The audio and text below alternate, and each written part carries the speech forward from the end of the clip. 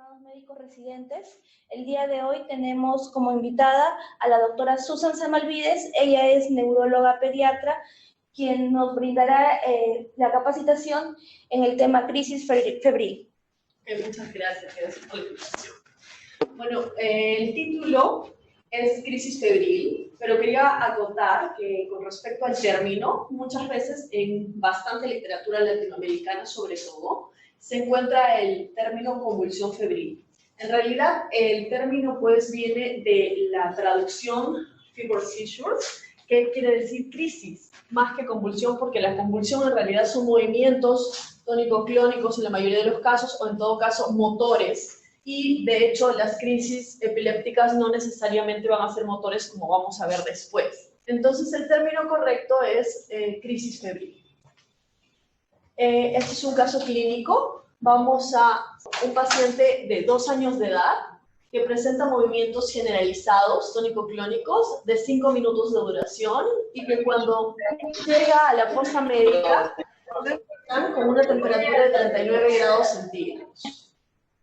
Entonces, como antecedentes de importancia, el papá presentó una crisis febril a los 2 años también, y el hermano está resfriado, y el paciente presentó algunos estornudos hoy en la mañana.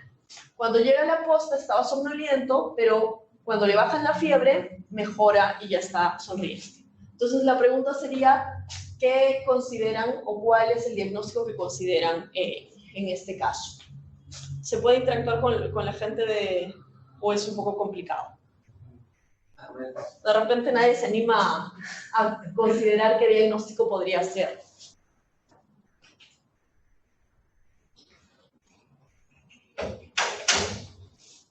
A ver, doctor, ¿usted se anima a definirme si es una infección del sistema nervioso central, o una crisis febril simple, o un escalofríos, o una crisis febril compleja? Parece que es una crisis febril. Ok, una crisis febril. ¿Simple o compleja? También con la duración de la convulsión. 5 minutos, de 2 años, 39 grados, generalizado. Ok, correcto. Entonces, hay posibilidades de que sea una convulsión febril, y de acuerdo a lo que hagamos hoy día, todos tendríamos que tener claro cuál es el diagnóstico, y de acuerdo a eso, el trabajo y el pronóstico. ¿Alguien más se anima a decirme cuál es el diagnóstico, además del doctor?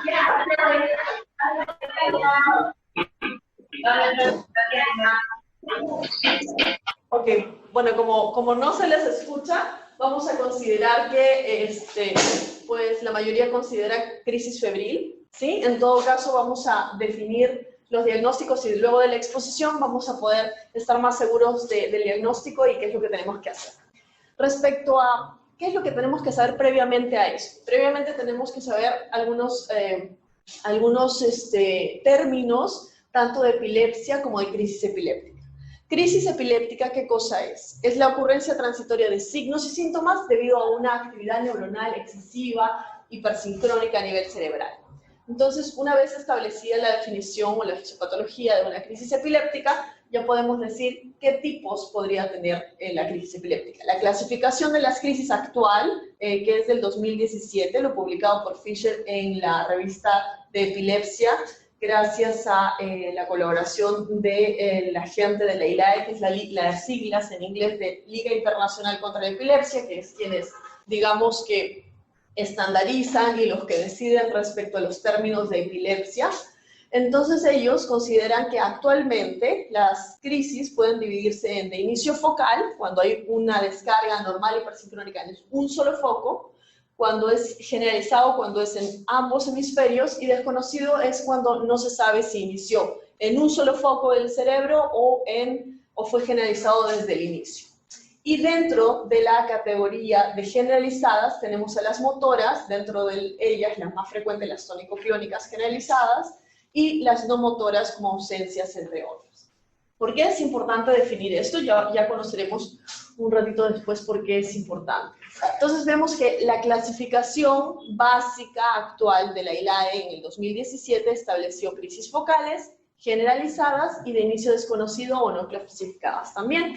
Y aquí hay una clasificación más, que son las focales, que se bilateralizan atónico-clónicas. Entonces, como podemos ver, si la crisis inicia en un foco, pueden ser con conciencia preservada o sin conciencia preservada, y pueden ser motoras y no motoras. En el caso de crisis de inicio generalizado, pueden ser motoras y pueden ser también no motoras. Acá vemos la versión extensa de todo esto, de esta clasificación actual, y vemos que en las crisis de inicio generalizado tenemos las típicas que conocemos desde los 90 o antes aún, tónico-clónicas, clónicas, tónicas, que es la contractura muscular sostenida, las mioclónicas, que son contracturas mucho más pequeñas, de segundos de duración, las atónicas, ahora también los espasmos epilépticos, que son como sustos. Los pediatras, de hecho, sabemos un poco de eso, porque los papás vienen diciendo, mi hijo se asusta frecuentemente más de 30 veces al día o muchas más, entonces pensamos en un espasmo epiléptico, y algunas más que son un poquito más extensas en cuanto a esta clasificación.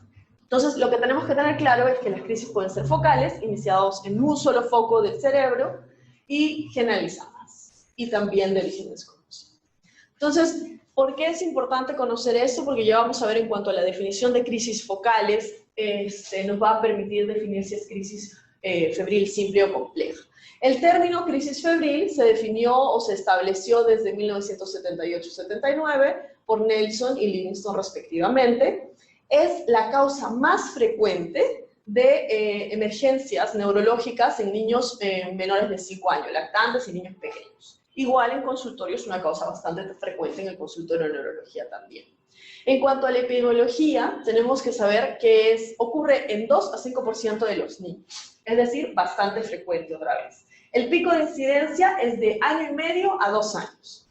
Los niños con una historia familiar, en los pacientes con crisis febril, si preguntamos historia familiar de primer, segundo grado, 25 a 40% de los casos de acuerdo a la serie. 1/3 de las crisis febriles van a ser recurrentes, es decir, 2/3 no va a volver a pasar. Y eso es importante saber para a la hora de explicar a los papás, absolver las dudas. Generalmente se presenta el primer día de enfermedad. Primer día de fiebre, entonces probablemente el paciente pueda haber presentado una crisis febril en el caso de que estemos hablando de esto.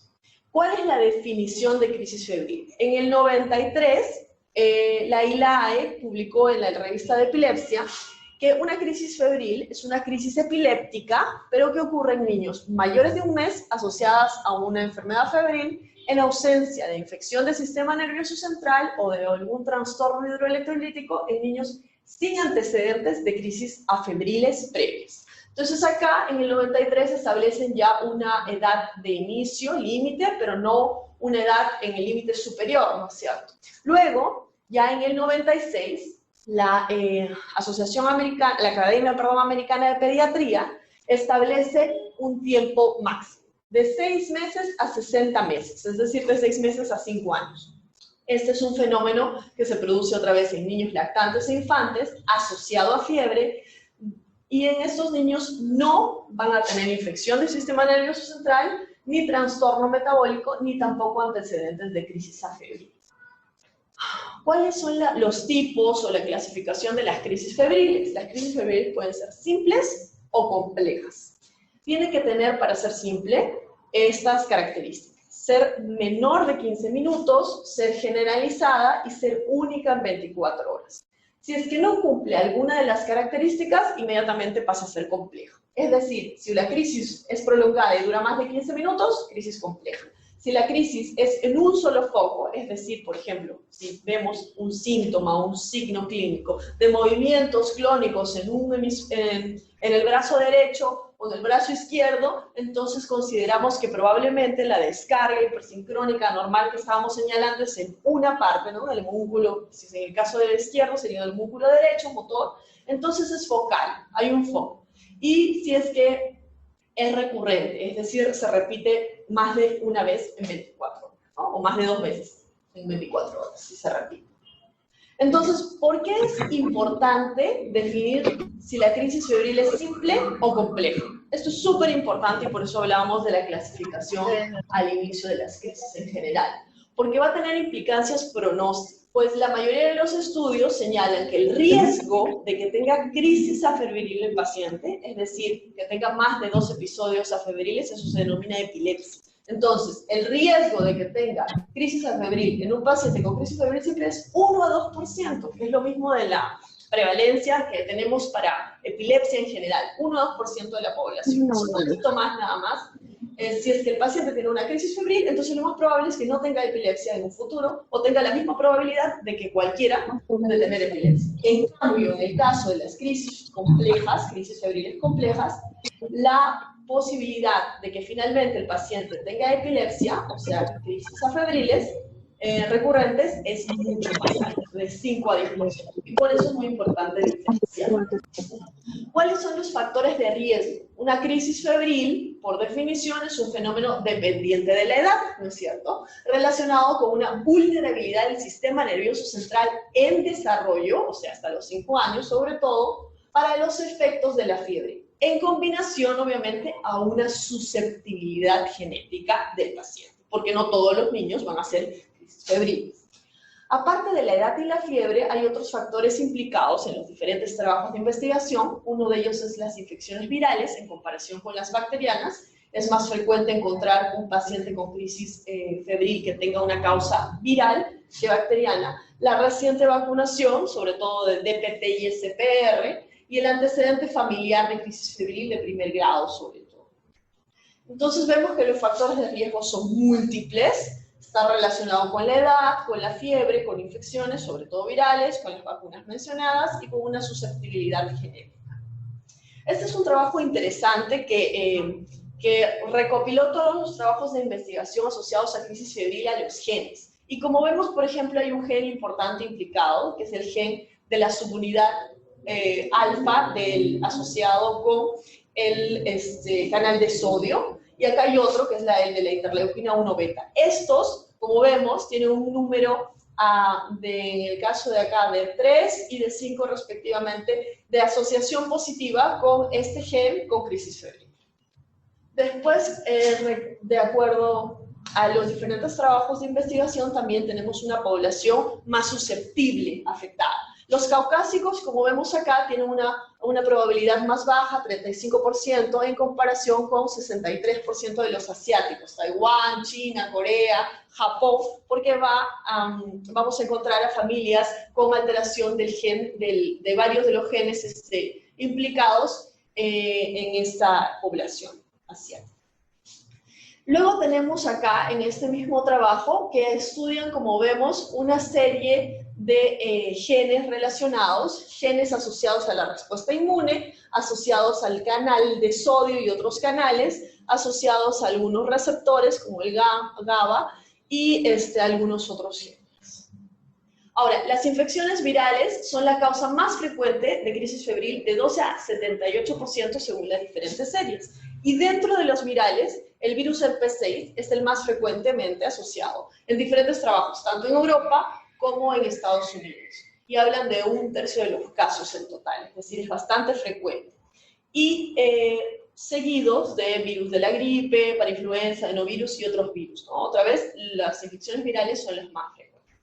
El riesgo de crisis se puede incrementar después de la administración de las vacunas, sí, en el caso de DPT y SPR. Pero, como vamos a ver, en realidad es muy raro. Y es por ello que no está contraindicado no vacunar, ¿no? O vacunar, mejor dicho, no está contraindicado. Entonces, la DPT, el riesgo de crisis febril es más alto el día de la administración de la vacuna y tiene un riesgo absoluto estimado de 6 a 9 por cada 100.000.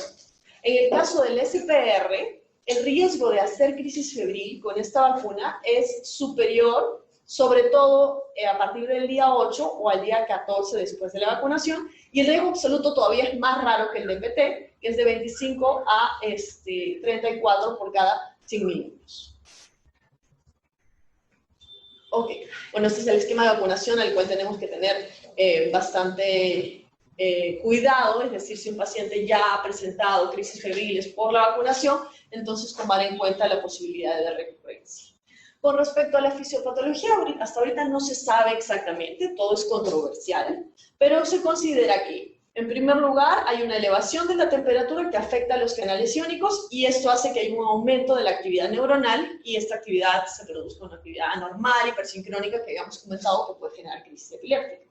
Luego, la producción excesiva de interleuquina 1 beta, sobre todo a nivel del hipocampo, que promueve mediante el bloqueo del receptor GABA, que es inhibidor, dejando actuar el receptor de NMDA, que es de metildeaspartato, es un receptor o subreceptor del glutamato que es excitador por excelencia y entonces esto va a inducir a crisis epiléptica. Y la hipertermia que provoca hiperventilación y alcalosis y esto va a generar también excitabilidad neuronal. ¿Cuál es la recurrencia? Respecto a, bueno, o sea, hay bastantes trabajos de investigación al respecto, pero se habla de que este trabajo, por ejemplo, de la doctora Amber, súper interesante del 97, estudiaron a 428 niños con crisis febril, un tercio hicieron recurrencia, 17% tenían una recurrencia, 9% dos y 6% tenían más de 3 recurrencias. La mayoría de las recurrencias, el 65%, se presentó luego del año de la primera crisis y casi todas las recurrencias luego del segundo año. Es decir, cuando se le explica al familiar si es que va a recurrir o no el paciente, va a volver a tener crisis o no, tenemos que saber que la monitorización más importante es luego del año de edad. Luego del año de haber presentado una crisis febril, porque luego de eso la posibilidad ya es súper baja. ¿Cuáles son los factores de recurrencia que tenemos que tomar en cuenta para preguntarle a los papás en el caso de explicarles cuidadosamente si es que pensamos o no que va a recurrir la crisis? Si el inicio de la crisis febril, la primera crisis, se produjo antes del año de edad y algunos otros señalan antes del año y medio, entonces hay un factor de recurrencia. Si hay historia familiar de crisis febril de primer grado, también hay recurrencia. Si la temperatura menor de 39 grados hizo que el paciente tenga crisis febril, también hay una posibilidad de que se repita. Y si hay un corto tiempo entre la temperatura que se midió y la crisis febril menor de 1 hora, también hay posibilidades altas de que el niño vuelva a tener una crisis febril. Los factores de riesgo para epilepsia, que son diferentes como vemos acá, va a ser tener un examen neurológico anormal, tener antecedentes familiares ya de epilepsia, que por definición es más de 2 crisis epilépticas afebriles o reflejas o no provocadas, ¿no? Y un electroencefalograma alterado con un foco específico con descargas y crisis febril compleja, que ya sabemos que por definición es una crisis febril de más de 15 minutos, recurrente en 24 horas y focal. Ahora, ¿vamos o no a hacer una punción lumbar? En realidad, los trabajos de investigación actuales señalan que la posibilidad de que si se hace punción lumbar en una crisis febril simple, el paciente tenga una meningoencefalitis es súper bajo, menos de 1%, 1%. Y encima que la meningitis bacteriana ha disminuido gracias a la vacunación, las inmunizaciones tanto para estreptococo neumonía como Haemophilus influenza tipo B, entonces en realidad es muy poco probable que la punción lumbar no sea útil, a no ser que tenga estas indicaciones. Cuando hay signos meningios o clínica de una posible infección del sistema nervioso central. Cuando el niño es pequeño y tiene de 6 a 12 meses y el estado de vacunación o es deficiente o no se sabe. Si el paciente está con antibióticos, pues los antibióticos enmascaran una infección del sistema nervioso central, incluyendo meningitis.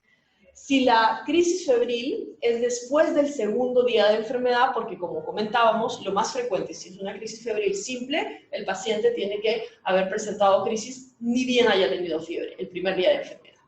Y si el médico sigue dudando en una posible infección del sistema nervioso central dentro de sus diagnósticos diferenciales, obviamente también hay que hacer punción lumbar. Y algunos autores señalan que si tenemos una crisis febril prolongada, llámese de más de 15 minutos, entonces también hacer una punción lumbar, pero eso también es de óptimo. Respecto a hacer un electroencefalograma, sí o no, no justifica la rutina hacer un electroencefalograma si la crisis es febril simple. En el caso de que sea una crisis febril compleja, en realidad esto sí ya es más debatible y va a depender de muchos factores, incluyendo el estado, si ha tenido un estado epiléptico febril, si tiene un examen neurológico anormal, etc. Entonces, en general, para crisis febril simple, el electro no es necesario. De igual manera, este es un metaanálisis que habla sobre un estudia un electroencefalograma asociado a pedirlo o no si tiene crisis febril compleja ya. Pero no se encontró ensayos clínicos aleatorios controlados con evidencia suficiente para ni apoyar ni refutar el realizar un electroencefalograma en niños con crisis febriles complejas. Tomar una resonancia o realizar una resonancia o una tomografía cerebral tampoco es necesaria en el caso de crisis febril, en el caso de crisis febril simple. En el caso de crisis febril compleja es debatible. El tratamiento farmacológico. Se ha estudiado mucho respecto al tratamiento farmacológico.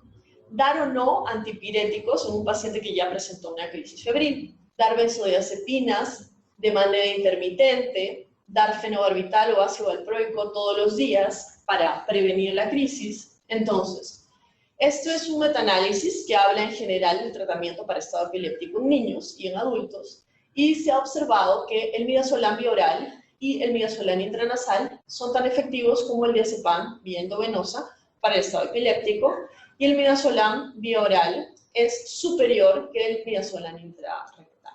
Entonces, sí podemos usarlo, pero en el caso específico de crisis febril, usar o no un antiepiléptico intermitente, como en el caso de diazepam, durante el episodio febril, va a ser o no más eficaz para reducir el riesgo de recurrencia, pues hay dos revisiones que concluyen que no hay evidencia de esto. No es necesario utilizar diazepam intermitente. Igual, por otro lado, el diazepam, asociado a la hiperactividad, al letargo y la irritabilidad como efecto adverso, también se tiene que sopesar y evaluar, ¿no? Ahora, usar de manera continua antiepilépticos, menos, ¿no? El fenobarbital puede ser eficaz en la reducción de la recurrencia de crisis febriles, sí, pero no disminuye la posibilidad de que tenga epilepsia a largo plazo. Y el fenobarbital, como todos los antiepilépticos, pueden generar efectos adversos, ¿no? Deterioro cognitivo, problemas de comportamiento como hiperactividad, irritabilidad, agresión. Entonces, de hecho, hay que evaluar riesgo-beneficio. En el caso de ácido valproico, de igual manera, no se demostró que es más eficaz para la reducción de reducir el riesgo de epilepsia a largo plazo, y además tenemos que considerar que puede generar efectos adversos graves como hepatotoxicidad o toxicidad hematológica como trombocitopenia, entre otras citopenias. Entonces, en realidad, ya en esta publicación del 2015, las recomendaciones de la ILAE sostienen que el uso crónico de antiepilépticos como para prevenir crisis febriles recurrentes no está asociado a un menor riesgo de epilepsia futura. Por ello, no está recomendado, ¿no? El tratamiento de las crisis febriles, podemos usar benzodiazepinas para detener la crisis, como cualquier estado epiléptico, más de 5 minutos con crisis epiléptica, entonces detener la crisis con diazepam rectal, de acuerdo a la edad del paciente, o en un medio hospitalario, o podemos usar endovenoso, o si es fuera del hospital, podemos utilizar midazolam intranasal, entre otras opciones, ¿no? Dependiendo del caso y de lo que tengamos. Entonces, este metaanálisis que se publica en el 2013 por Frinca muestra que no hay demostración de beneficios respecto a la crisis febril con el uso de diazepam, fenitoína, fenobarbital, diazepam intrarrectal intermitente, ácido valproico, piridoxina, fenobarbital intermitente versus ibuprofeno, diclofenaco, acetaminofén o placebo. Y por otro lado, se observó que en todos estos estudios, porque son muchos estudios respecto a esto, los efectos adversos son hasta un 30% en los niños. Entonces, hay que evaluar la naturaleza benigna de las crisis febriles y la alta prevalencia de los efectos adversos de estos fármacos. Entonces, explicar a los papás, a los familiares, respecto a la definición de crisis febril y los posibles efectos adversos para mostrarles que en realidad en la mayoría de los casos no vale la pena medicar todos los días para prevenir las crisis febriles. El pronóstico de crisis febril es favorable, se reportan mortalidad en crisis febriles, pero en realidad eso es con crisis febriles complejas, y se observó que en estos trabajos reportados habían anomalías neurológicas preexistentes o hasta epilepsia, y solamente se documentan pues complicaciones neurológicas de manera anecdótica, ¿no? Finalmente, informar a los papás, hacer un asesoramiento parental informado y responsable es lo más importante, como vemos en crisis febriles. Una crisis febril no es epilepsia, y eso tenemos que explicar a los papás. Una crisis febril es un proceso benigno que se afecta en pacientes de entre 2 a 5 pacientes de cada 100 niños por debajo de los 5 años. Hay que explicar también que la mayoría de las veces es única, que no suelen dejar alteraciones neurológicas, no genera mortalidad, no genera discapacidad intelectual, no genera epilepsia a largo plazo. Y como conclusiones de la exposición, entonces, una crisis febril se presenta entre los 6 y 60 meses, tiene una prevalencia de 2 a 5% de los niños, es causada de manera por muchos factores, ¿no? Multifactorial. Las crisis febriles simples son menores de 15 minutos, generalizadas y únicas en 24 horas, tienen buen pronóstico. En el caso de crisis febril simple, la punción lumbar, los exámenes de sangre, los electroencefalogramas, las neuroimágenes no son necesarias. Los papás deben estar educados respecto a la crisis febril simple. Y en el caso de crisis febriles complejas, deben estudiarse según sea el caso, es decir, referirlos al neurólogo pediatra. ¿Listo? Entonces, el caso clínico que presenté al inicio, del paciente de 2 años con crisis tónico-clónicas generalizadas, con 5 minutos de duración, que remitió solo, que tenía 39 de temperatura el niño cuando llegó a la posta, que tenía un examen neurológico normal, el diagnóstico, bueno, acá está, y que tenía antecedentes de papá con una crisis febril a los 2 años, el hermano resfriado y él con estornudos, probablemente una infección viral, es una crisis febril simple, ¿no? Y el tratamiento y plan de trabajo y pronóstico, el pronóstico es favorable, el plan de trabajo es informar a los papás correctamente de que se trata de una crisis febril simple y la posibilidad de recurrencia, que en este caso, como antecedente familiar, pues sería... podría ser un 25%, ¿no? Un poco probable de que recurra en el siguiente año, entonces explicarle qué es lo que tiene que hacer también si es que recurre la crisis. Listo, eso es todo. Gracias.